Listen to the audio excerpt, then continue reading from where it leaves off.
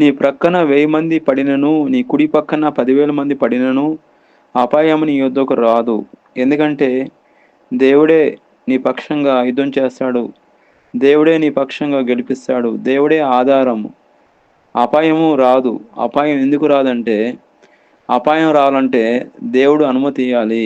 యోబు గ్రంథంలో చూసినట్లయితే, ఒకటో అధ్యాయంలో యోబుకి దేవుడు కంచె వేయడం వల్ల సాతాను ఏం చేయలేకపోయింది. అప్పుడు తర్వాత దేవుడు కంచె తీసివేసిన తర్వాత సాతాను వచ్చి అతన్ని అతన్ని ముట్టడం జరిగినది.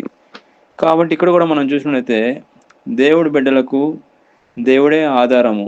దేవుడు కంచె వేస్తే ఎవరు ఏం చేయలేరు. అపాయం రావాలంటే దేవుని అనుమతి కావాలి.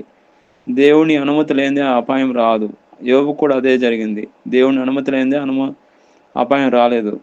కాబట్టి ఇక్కడ కూడా మనం చూసుకున్నట్లయితే యోబులాగా దేవుడు మనకు ఆధారం దేవుడే.